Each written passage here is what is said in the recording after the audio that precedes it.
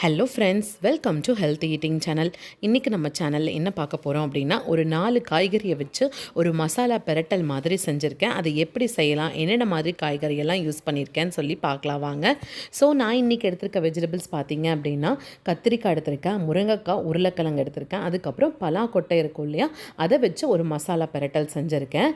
So இது வந்து ரச சாதம், அதுக்கப்புறம் வெரைட்டி ரைஸு எல்லாத்துக்குமே காம்பினேஷன் ரொம்ப சூப்பராக இருக்குங்க. வாங்க எப்படி செய்யலான்னு பார்க்கலாம். அதுக்கு முன்னாடி நம்ம சேனல் நீங்கள் இன்னும் சப்ஸ்கிரைப் பண்ணலைன்னா மறக்காமல் ஹெல்த் ஈட்டிங் சேனலுக்கு சப்ஸ்கிரைப் பண்ணுங்கள். கூடவே பெல் பட்டனையும் கிளிக் பண்ணி ஆளுங்கிற பட்டனை கிளிக் பண்ணுங்கள். அப்போ தான் நான் போடுற வீடியோஸ் எல்லாம் உங்களுக்கு நோட்டிஃபிகேஷனாக வரும். வாங்க வீடியோக்குள்ளே போகலாம். ஸோ ஃபஸ்ட்டு பலாக்கொட்டை வந்து வேகிறதுக்கு ரொம்ப லேட் ஆகும். அதனால் நான் ஃபஸ்ட்டு பலாக்கொட்டையை குக்கரில் போட்டு எடுத்துக்க போகிறேன். ஸோ குக்கரில் போட்டுட்டு தேவையான அளவு தண்ணி ஊற்றி ஒரு 4 to 5 விசில் வர்ற வரைக்கும் விட்டு வேக வச்சுருங்க.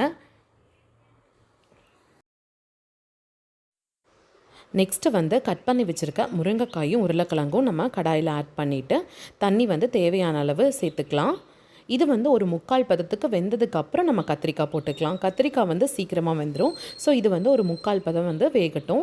அதுக்குள்ளே அரைக்கிறதுக்கு தேவையான பொருளெல்லாம் தனியாக எடுத்து வச்சிடலாம். ஒரு 5-6 போல் வந்து வரமிளகாய், அதுக்கப்புறம் வந்து 1 கப் வந்து சின்ன வெங்காயம், அப்புறம் 1/2 கப் வந்து தேங்காய் எடுத்து வச்சுருக்கேன், தேங்காய் துருவல்.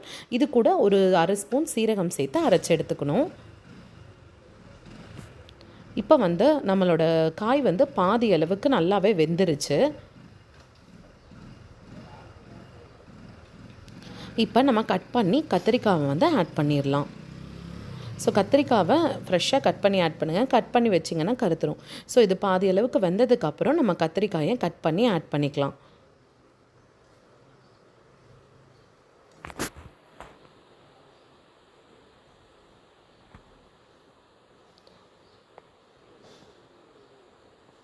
ஸோ இப்போ 3மே ஓரளவுக்கு நல்லாவே வெந்துருச்சு. இப்போ தேவையான அளவு வந்து மஞ்சத்தூள், அப்புறம் உப்பு போட்டு இன்னொரு 10 நிமிஷம் போல் வந்து வச்சுருவோம்.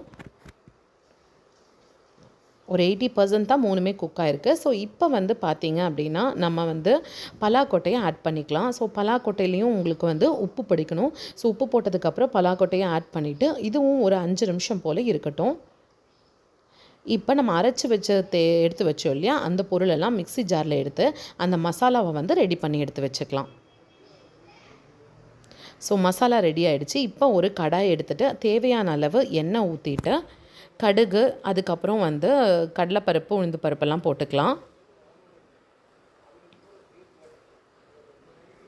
இப்போ நம்ம அரைச்சி வச்சோம் இல்லையா, அந்த மசாலாவை சேர்த்து அந்த எண்ணெயிலேயே நல்லா வதக்கணும். அதோட பச்சை வாசனைலாம் போகிற அளவுக்கு வதக்குங்க. பச்சை வாசனைலாம் போயிட்டு அதோட கலர் வந்து சேஞ்ச் ஆகிடும். நல்லா வந்து இப்போ பார்த்திங்கன்னா உங்களுக்கு வந்து ஆரஞ்சு கலராக இருக்கிறது நல்லா ப்ரௌன் கலராக ஆகிற வரைக்கும் நல்லா வந்து வதக்கிடுங்க, எண்ணெயிலே வதக்கிடுங்க. ஸோ ஓரளவுக்கு நல்லா கலர் சேஞ்ச் ஆனதுக்கப்புறம் நம்ம வேக வச்சுருந்தோம் இல்லையா, அந்த காயெல்லாம் எடுத்து ஆட் பண்ணிக்கலாம். ரொம்ப வதக்கக்கூடாது. அந்த மசாலா வந்து இந்த காய்கறியோட கோட்டானா போதும். ரொம்ப வதக்கணும் அப்படின்னா பலப்பலன்னு இருக்காது. அதே மாதிரி காயையும் ரொம்ப வேக வச்சிட்டோம் அப்படின்னா வந்து அந்த பளபளப்பு தன்மை போயிடும். ஸோ கரெக்டான கன்சிஸ்டன்சியில் வேக வச்சு ஆட் பண்ணுங்கள். ரொம்ப வந்து கிளறிட்டே இருக்கக்கூடாது. அவ்வளோதான் ஃப்ரெண்ட்ஸ், 4 இன்க்ரீடியன்ஸை வச்சு சூப்பரான ஒரு மசாலா பிரட்டல் வந்து ரெடி ஆகிடுச்சு. ஸோ இதை உங்கள் வீட்டில் ட்ரை பண்ணி பார்த்துட்டு கமெண்ட்ஸை எங்கள் சேனலுக்கு சொல்லுங்கள். மறக்காமல் இந்த வீடியோவை லைக் பண்ணி ஷேர் பண்ணுங்கள். சப்ஸ்கிரைப் பண்ண மறந்துடாதீங்க. தேங்க்யூ.